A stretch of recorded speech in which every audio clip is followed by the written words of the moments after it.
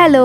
তো আমি সন্ধ্যেবেলা এই মাত্র জাস্ট ঘুম থেকে উঠলাম। আর ঘুম থেকে উঠে ঝটপট একটু রেডি হয়ে নিচ্ছি, কারণ যাবো একটু টেলারের কাছে। আমার দুটো নতুন কুর্তি আছে, সেগুলো আমার সাইজে অনেক বড় হয়েছে, সেগুলো একটু সেলাই করবো। প্লাস যাবো একটু মুচির কাছে, আমার একটা জুতোর বেল্ট ছিঁড়ে গেছে, তো সেটা একবারে সেলাই করে নেবো। তো আমি প্রথমেই এসেছি টেলারের কাছে। আর আমার দুটো ড্রেস আছে, এই ড্রেসটা আর একটা নায়রাকার ড্রেস আছে। তো দুটো কি কেমন সাইজে করবে সেটা একটু বলে দিচ্ছিলাম। তারপর আমার মা আর আন্টি এখানে বসে বসে গল্প করছিল। অ্যান্ড আন্টি বলছিল আমার বিয়েতে কি কেমন শাড়ি পরবে, কেমন সাজবে, সেসব নিয়ে এখানে ডিসকাশন চলছিল। দেন আমরা এলাম এই ভাজাভুজির দোকানে। আর এই দোকানের মাখা খেতে আমি ভীষণ ভালোবাসি, মানে আমি প্রায় রোজই খেয়ে থাকি এখানকার মাখা। আর তারপর আমরা একটু বাজারে এলাম। আর আমাদের এখানে বাজারে 25 ডিসেম্বর থেকে শুরু করে পরপর 3 দিন কীর্তন হয়েছিল। তো সেই উপলক্ষে সেদিন মন্দির কর্তৃপক্ষ প্রসাদ খাওয়াচ্ছিল, আর আমরাও গিয়েছিলাম প্রসাদ আনতে। আর সেদিন লিটারালি অনেক ভিড় হয়েছিল, আর বেশিরভাগ লোকই সেখানে বসেই খাচ্ছিল, বাট আমরা নিয়ে বাড়ি চলে এসেছি। তারপর বাড়ি এসে ফ্রেশন আপ হয়ে আমিও বসলাম প্রসাদ খেতে। আর এখানে সব রকম সবজি দিয়ে মিলিয়ে খিচুড়ি করেছিল, আর খেতে ভীষণই ভালো হয়েছিল। খিচুড়ি খেতে তো আমি বরাবরই খুব ভালোবাসি।